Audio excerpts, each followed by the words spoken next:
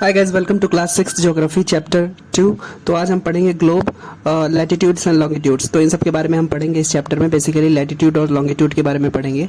So as you know that the earth is burst at the centre and is flattened at the poles. मतलब जो अर्थ का shape है वो एक अंडाकार का शेप है, जियोइड शेप है। Okay, so it is basically burst at the centre, फूला हुआ है सेंटर में, और पोल्स के साइड नॉर्थ पोल और साउथ पोल में अगर आप देखेंगे तो फ्लैट शेप में। ओके, सो अगर आपको अर्थ को जानना है तो वैसे तो आप जान नहीं सकते, लेकिन अगर आप वैसे जानना चाहते हैं कि कैसा अर्थ दिखता है तो आप एक ग्लोब ले सकते हैं, मार्केट से ग्लोब खरीद सकते हैं। सो जिससे आपको पता चलेगा कि अर्थ का मिनिएचर फॉर्म में शेप कैसा है। Okay, so because a globe is a true model, okay, miniature form of the earth. So a globe is a model which shows the accurate shape of the अर्थ।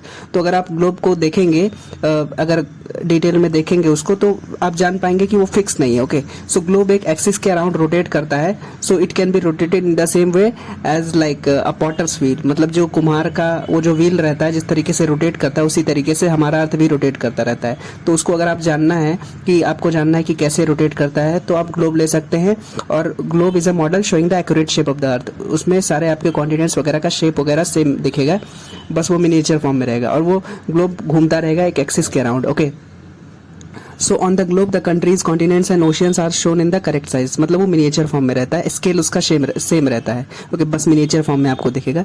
और the globe rotates through a needle that is fixed in the tilted manner. Okay, तो जो globe रहेगा वो भी waste to east rotate करेगा, जैसे हमारा earth rotate करता है। और जो ग्लोब है वो किसी डंडी, जो बीच में उसकी एक डंडी जाएगी जिसे हम एक्सिस कहते हैं, और वो अर्थ के नॉर्थ पोल और साउथ पोल, नॉर्थन पार्ट और साउथर्न बॉटम को टच करेगी। वही नॉर्थ पोल और साउथ पोल को इंडिकेट करते हैं। Okay, so the globe rotates through the needle that is fixed in a tilted manner which is called axis. तो जिस नीडल के अराउंड वो रोटेट करता है ग्लोब, उसी को एक्सिस कहा जाता है। Okay, so when we see 2 points on the globe through which the needle passes are the north pole and the south pole। जैसे कि मैंने बताया, नॉर्थन पार्ट नॉर्थ पोल है और साउथर्न पार्ट साउथ पोल को इंडिकेट करता है। But अगर आप एक्चुअल अर्थ को देखेंगे तो उसमें कोई ऐसा नीडल नहीं रहता। ओके, सो एक एक्सिस के अराउंड अर्थ रोटेट करता है वेस्ट टू ईस्ट में, वो एक इमेजिनरी लाइन है। और ग्लोब में आप देख सकते हैं कि एक नीडल जो रहेगी जिसके अराउंड वो रोटेट करेगा globe west to east direction में। ओके, लेकिन एक्चुअल अर्थ में कोई ऐसा नहीं होता नीडल, एक इमेजिनरी लाइन होती है। Next will talk about equator. So equator basically अगर आप ग्लोब को देखेंगे तो एक equator is an imaginary line that runs horizontally in east west direction and divides the earth into 2 equal parts. मतलब इक्वेटर को अगर आप देखेंगे ग्लोब में तो एक इमेजिनरी लाइन है जो कि अर्थ को 2 पार्ट्स में, इक्वल पार्ट्स में डिवाइड करेगी, और वो हॉरिजॉन्टली रन करती है। इस वजह से अर्थ को 2 पार्ट्स में, नॉर्थन पार्ट और साउथर्न पार्ट में डिवाइड करेगी। ओके, सो जो नॉर्थन पार्ट है उसे हम नॉर्थन हेमिस्फीयर कहेंगे और जो सदर्न पार्ट है उसे हम साउथर्न हेमिस्फीयर कहेंगे। Okay, so therefore the equator is an imaginary circular line and it is a reference point to locate places on the earth। मतलब इक्वेटर की जरूरत हमें क्यों पड़ी, इस इमेजिनरी लाइन की जरूरत हमें क्यों पड़ी, क्योंकि उसकी वजह से ये एक लैटिट्यूड है जिसकी वजह से हम किसी भी प्लेस का को लोकेट कर सकते हैं अर्थ के ऊपर, और उसका हम लैटिट्यूड बेसिकली जान सकते हैं, और वो प्लेस कहाँ सिचुएटेड है उस हम इक्वेटर को एक रेफरेंस पॉइंट मान के जान सकते हैं। Okay, so all the parallel circles that run up and down the equator are called as parallels of latitude. मतलब इक्वेटर से ऊपर भी और इक्वेटर से नीचे भी, नॉर्थन साइड और सदर्न साइड में सर्कुलर लाइन पोल्स की तरफ जाती रहेंगी और पोल्स की तरफ जाते जाते छोटी हो जाएंगी ये सर्कुलर लाइंस। तो ये सारे लैटिट्यूड्स होते हैं बेसिकली। तो इक्वेटर की मदद से, जिसको हम रेफरेंस पॉइंट लेते हैं इक्वेटर को, बाकी सब जगहों का हम लोकेशन जान सकते हैं। Okay, so these latitudes are called as parallels of latitude. So the equator represents the 0 degree latitude. जैसे कि मैंने बात की कि इक्वेटर एक इमेजिनरी लाइन है जो हॉरिजॉन्टली रन करता है और अर्थ को 2 इक्वल पार्ट्स में डिवाइड करता है। और जो इक्वेटर है वो एक सर्कुलर फॉर्म है, एक सर्कल है जो कि सेंटर ऑफ द अर्थ से जाता है, वो एक इमेजिनरी लाइन है। तो सिंस वो सेंटर ऑफ द अर्थ से जाता है, इसी वजह से हमने उसको रेफरेंस पॉइंट लिया है और उसको माना है कि 0 डिग्री लैटिट्यूड। और हम जब इक्वेटर से नॉर्थ के साइड में जाते रहेंगे या फिर साउथ के साइड में जाते रहेंगे तो वो जैसे जैसे ऊपर जाएंगे या नीचे जाएंगे तो डिग्री बढ़ती जाएगी। Okay, so since the distance from the equator to either of the poles is 1/4 of a circle या फिर 90 degrees, therefore the north 90 degree north latitude is north pole and 90 degree south latitude represents the south pole. मतलब क्या, जैसे कि हम जानते हैं कि एक सर्कल अगर आप बनाएंगे तो 360 डिग्री का रहेगा, लेकिन अगर आप उसी सर्कल को 1/4 करेंगे तो 90 डिग्रीज बनेगा। उसी हिसाब से अगर हम इक्वेटर से एक लाइन ड्रॉ करें और पोल्स पे जाएं तो एक क्वार्टर ऑफ सर्कल बनता है जिसे 90 डिग्री कहते हैं। इसी वजह से जब हम इक्वेटर से 90 डिग्री नॉर्थ में जाएंगे तो वो नॉर्थ पोल कहलाएगा, और जो इक्वेटर से 90 डिग्री साउथ साइड में जाएंगे तो वो साउथ पोल का एरिया कहलाएगा। ओके, सो लैटिट्यूड और लॉन्गिट्यूड्स की जरूरत बेसिकली प्लेसेस को लोकेट करने की वजह से होती है। ये सब इमेजिनरी लाइंस है और एक्चुअल में एग्जिस्ट नहीं करते हैं। मैं पहले से बता देता हूँ, ये सब इमेजिनरी लाइंस है, लैटिट्यूड और लॉन्गिट्यूड। हमने बेसिकली हमको अर्थ को अच्छे से स्टडी करना था, इस वजह से हमने अर्थ को बहुत सारे लैटिट्यूड्स लॉन्गिट्यूड्स जोन्स में डिवाइड किया है। ओके, सो अगर अभी हम जानते हैं कि so the value of each latitude is followed by the word north या साउथ।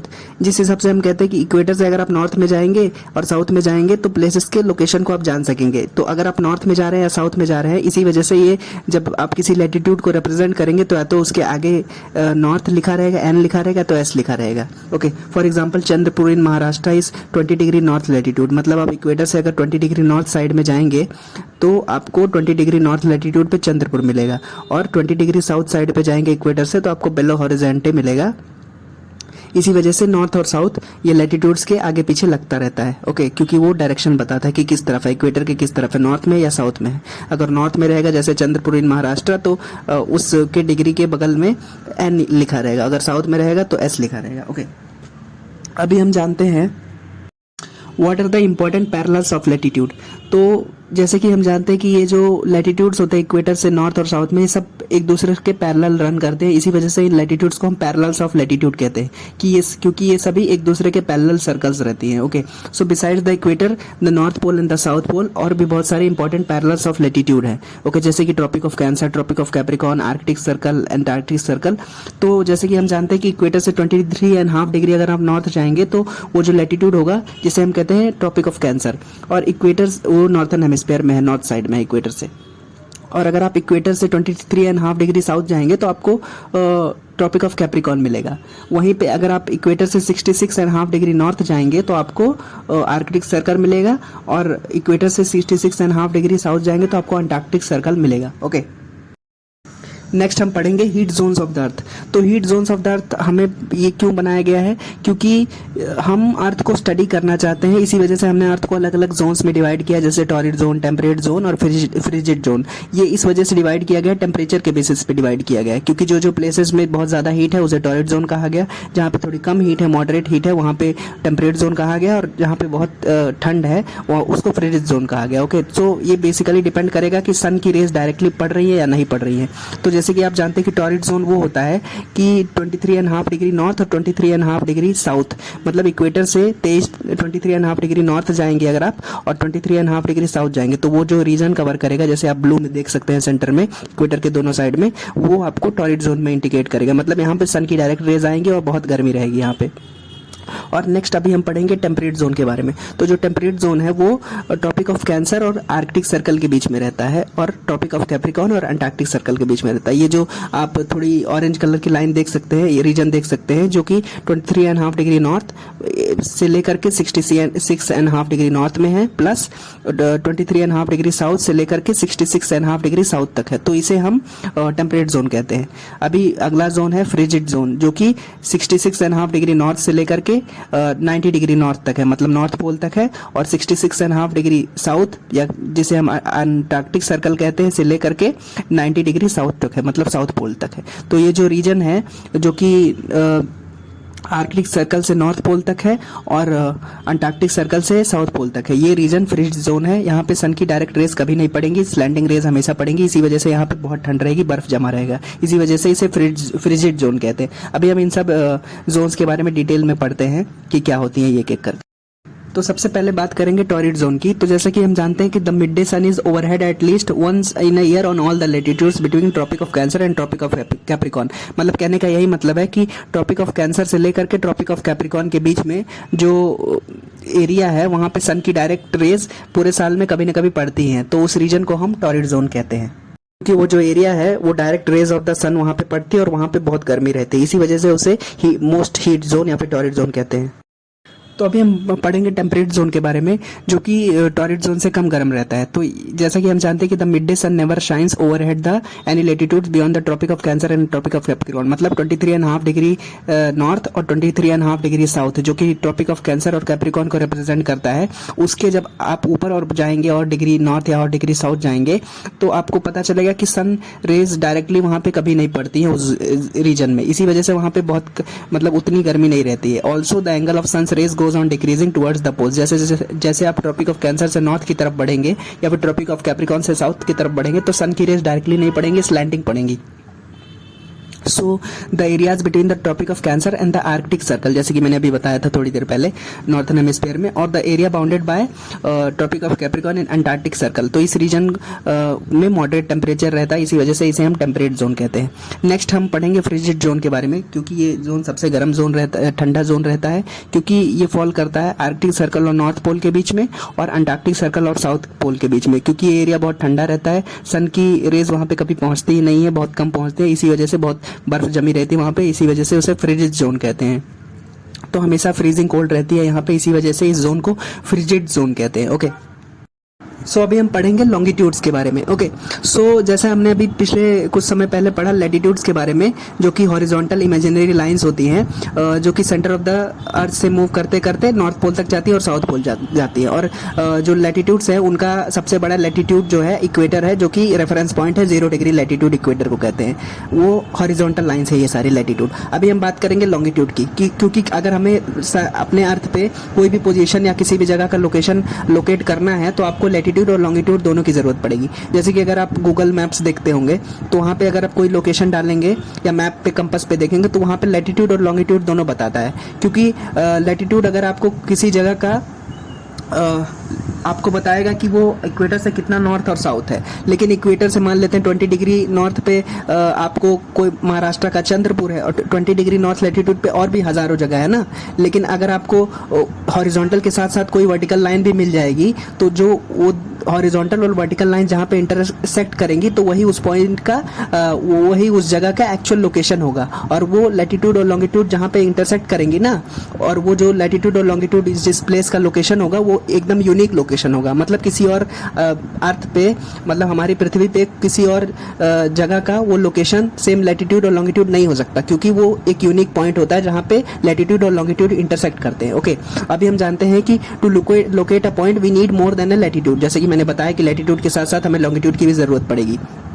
क्योंकि लैटिट्यूड हमें बताता है कि वो इक्वेटर से कितना नॉर्थ और साउथ है, लेकिन इसी के साथ साथ हमें ये भी जानना होगा कि वो जो पॉइंट्स है वो किसी रेफरेंस पॉइंट से कितना ईस्ट और वेस्ट है। क्योंकि अगर हमें नॉर्थ और साउथ के साथ साथ किसी रेफरेंस पॉइंट से ईस्ट और वेस्ट का भी उस जगह का पता चलेगा, तभी हम उसको एग्जैक्टली लोकेट कर पाएंगे। फॉर एग्जाम्पल, जैसे हम जानते हैं कि Tonga islands in Pacific ocean और Mauritius islands in Indian ocean दोनों 20 डिग्री साउथ लैटिट्यूड पे हैं। अभी आप कैसे जान पाएंगे कि ये मैं टोंगा आइलैंड्स की बात कर रहा हूँ या मॉरिशियस आइलैंड्स की बात कर रहा हूँ, अगर आप सिर्फ लैटिट्यूड को देखते हैं? इसी वजह से हमें एक हॉरिजॉन्टल के साथ साथ वर्टिकल लाइंस भी चाहिए, और जो कि किसी प्लेस के लोकेशन को बताएंगी। Okay, so the reference point जिसे हम नॉर्थ और साउथ पोल से होकर के गुजरती है, जो लाइन ऑफ रेफरेंस नॉर्थ और साउथ पोल से होकर गुजरती है, उसे हम मेरिडियंस ऑफ लॉन्गिट्यूड कहते हैं। वो एक रेफरेंस पॉइंट होता है किसी भी प्लेस का ईस्ट और वेस्ट। मतलब अगर आप जानना चाहेंगे कि कोई भी जगह किसी भी अर्थ, मतलब हमारे अर्थ पे कहाँ से कितना नॉर्थ और साउथ है, तो आप इक्वेटर की मदद लेंगे। लेकिन अगर आप जानना चाहेंगे कि किसी रेफरेंस पॉइंट से कितना ईस्ट या वेस्ट है वो पॉइंट, तो आप उसके लिए आप एक मेरिडियन ऑफ लॉन्गिट्यूड, मतलब वो एक वर्टिकल लाइन है जो कि नॉर्थ पोल से साउथ पोल पे होके गुजरेगी, और उसी को हम प्राइम मेरिडियन या फिर 0 डिग्री लॉन्गिट्यूड कहते हैं। ओके, जैसे कि आप इस ग्लोब में देख सकते हैं, जो हॉरिजॉन्टल सर्कुलर लाइंस है वो लैटिट्यूड्स बताती हैं, और ये जो वर्टिकल लाइंस हैं ये लॉन्गिट्यूड बताती हैं। ओके, सो जो ये वर्टिकल लाइंस नॉर्थ पोल से साउथ पोल में टच करेंगी, और जो आपको 0 डिग्री लॉन्गिट्यूड दिख रहा है ना, ये प्राइम मेरिडियन है, और इससे ईस्ट या वेस्ट किसी भी प्लेस का लोकेशन रहेगा। अभी आप देख रहे हैं कि ये लैटिट्यूड और लॉन्गिट्यूड जहाँ जहाँ पे इंटरसेक्ट कर रहे हैं वो किसी भी जगह का यूनिक लोकेशन रहेगा, वो कहीं पे डिफर नहीं कर सकता, क्योंकि हम किसी भी प्लेस का लैटिट्यूड और लॉन्गिट्यूड दोनों ले रहे हैं। इसी वजह से हमें एग्जैक्ट पोजीशन मिलेगा, एकदम सही लोकेशन जान पाएंगे हम। ओके, तो जो प्राइम मेरिडियन होता है या फिर जो 0 डिग्री लॉन्गिट्यूड होता है, जो नॉर्थ पोल और साउथ पोल से होके गुजरता है, और वो रेफरेंस पॉइंट होता है किसी भी प्लेस का कि कोई भी प्लेस अर्थ पे प्राइम मेरिडियन से कितना ईस्ट और वेस्ट है। तो वो प्राइम मेरिडियन को हमने ले रखा है, it is situated in Greenwich in London. मतलब ग्रीनविच इन लंदन जो ब्रिटिश ऑब्जर्वेटरी है, एस्ट्रोनॉमिकल ऑब्जर्वेटरी, उसको हमने रेफरेंस पॉइंट लिया है। मतलब जो ब्रिटिश जो ऑब्जर्वेटरी है ग्रीनविच इन लंदन, उसी को हमने 0 डिग्री लॉन्गिट्यूड या फिर प्राइम मेरिडियन ले रखा है, और उसी से हम जानेंगे कि कोई भी प्लेस प्राइम मेरिडियन से कितना ईस्ट और कितना वेस्ट है। Okay, so all the meridians of longitude are of equal length, जैसे कि हम जान सकते हैं क्योंकि नॉर्थ पोल से साउथ पोल तक टच कर रही हैं, और उनका शेप सेमी सर्कल में रहेगा। मतलब अगर वो नॉर्थ पोल से होकर साउथ पोल तक जाएंगी तो वो 180 डिग्री का कवर करेंगी। ओके, इसी वजह से उसे सेमी सर्कल कहा जाएगा। So the distance between the meridian decreases towards the pole. जैसे कि हम जान सकते हैं कि अगर आप हमने कुछ समय पहले ग्लोब को देखा था, तो जो लॉन्गिट्यूड्स हैं वर्टिकल लाइंस, वो जैसे जैसे लॉन्गिट्यूड्स, सारे लॉन्गिट्यूड्स नॉर्थ पोल से और साउथ पोल को टच करेंगी, तो जैसे जैसे पोल्स की तरफ ये जो लॉन्गिट्यूड्स बढ़ती जाएंगी ना, उनके बीच का डिस्टेंस कम होता जाएगा, जैसे आप देख सकते थे ग्लोब के अंदर, and it becomes 0 at the poles. Okay, so 1 degree longitude is equal to 4 minutes. मतलब 1 degree longitude is equal to 4 minutes कहा जाता है। अभी हम जानेंगे कि how to we calculate the standard time of a place. मतलब हमारे देश में जब मान लेते हैं 5:30 बज रहे हैं, तो प्राइम मेरिडियन या फिर ग्रीनविच इन लंदन में 12 बज रहे हैं, तो इतना डिफरेंस क्यों आ रहा है? क्योंकि अलग अलग प्लेसेस जो अर्थ पे सिचुएटेड हैं वो अलग अलग लॉन्गिट्यूड्स पे हैं, और जैसे कि हम जानते हैं कि हर longitude 1 degree longitude is equal to 4 minutes. तो जब प्राइम मेरिडियन या फिर ग्रीनविच इन लंदन में शाम दोपहर के 12 बजेंगे, तो हमारे देश में 5:30 बजेंगे, क्योंकि हमारा जो देश है वो प्राइम मेरिडियन से 82.5 डिग्री ईस्ट में है। ओके, 82.5 डिग्री ईस्ट में है, इसी वजह से हमारे देश और लंदन के टाइम में डिफरेंस है। तो जैसे कि अगर आपको कैलकुलेट करना हो, तो if you multiply 82.5 degree by 4, जैसे कि 1 degree longitude is equal to 4 minutes, तो हमारा earth India 82.5 degree prime meridian से है, तो 82.5 डिग्री इंटू 1 डिग्री का वैल्यू है 4 मिनट्स, तो आपको कैलकुलेट करने पे आएगा 330 minutes, that is equal to 5.5 hours, मतलब 5.5 घंटे। तो मतलब अगर ग्रीनविच इन लंदन में 12 बज रहे हैं दोपहर के, तो हमारे देश में 5:30 बजेंगे। ओके, सो इसी तरीके से the earth is divided into 24 time zones with 1 hour each. मतलब अलग अलग टाइम जोन में अलग अलग टाइम होता रहेगा, और एक जोन के अंदर 15 डिग्री है। Okay, so if one zone is equal to 15 degree, so 24 zone है टोटल, तो 24 इंटू 15 करेंगे तो 360 डिग्री आएगा, जो कि एक सर्कल को इंडिकेट करता है, अर्थ को इंडिकेट करता है। अभी आप इस डायग्राम में देख सकते हैं कि जैसे कि हमारे देश में ही ईस्ट और वेस्ट में अगर आप देखेंगे तो अरुणाचल प्रदेश और कच्छ के बीच में जो गुजरात में है अराउंड 30 डिग्री का डिफरेंस है। तो इस 30 डिग्री के डिफरेंस को अगर हम कंसिडर करते हैं, तो अरुणाचल प्रदेश में और गुजरात के टाइम में 2 घंटे का डिफरेंस होता है, तो ये बहुत हमारे लिए कन्फ्यूजन का टाइम हो जाता है। ओके, इसी वजह से हमने अपने देश के लिए एक स्टैंडर्ड टाइम ले रखा है, जो 82.5 डिग्री ईस्ट हमने अपने देश के लिए स्टैंडर्ड टाइम ले रखा है। ओके, सो यही टाइम पूरे देश में माना जाएगा, इसी वजह से हम कंफ्यूजन मिटाना चाहते थे। ओके, सो हमारे देश का इंडियन स्टैंडर्ड जो मेरिडियन है वो 82.5 डिग्री ईस्ट है, चाहे वो अरुणाचल प्रदेश में हो चाहे वो गुजरात में हो। ओके, सो इसी तरीके से हम जान सकते हैं कि बहुत सारे कंट्रीज जैसे यूएस, कनाडा, रशिया में बहुत सारे टाइम जोन्स होते हैं, कहीं 7 टाइम जोन्स हैं, कहीं 11 टाइम जोन्स हैं, और इसी वजह से अलग अलग प्लेसेस का टाइम डिफर कर सकता है। एक ही देश के अंदर अलग अलग टाइम हो सकता है, अलग अलग सेम समय पे। मतलब अगर रशिया में किसी टाइम पे अगर 12 बज रहे हैं, तो रशिया के किसी दूसरे पार्ट में 2 बज रहे होंगे, ऐसा होता है। लेकिन हमारे देश में कंफ्यूजन को मिटाने के लिए इस 15 डिग्री को नहीं कंसीडर किया गया, इस 30 डिग्री को नहीं कंसिडर किया गया, और एक स्टैंडर्ड टाइम लिया गया हमारे देश में जो 82.5 डिग्री ईस्ट है, जो कि ग्रीनविच से 82.5 डिग्री ईस्ट पे पड़ता है।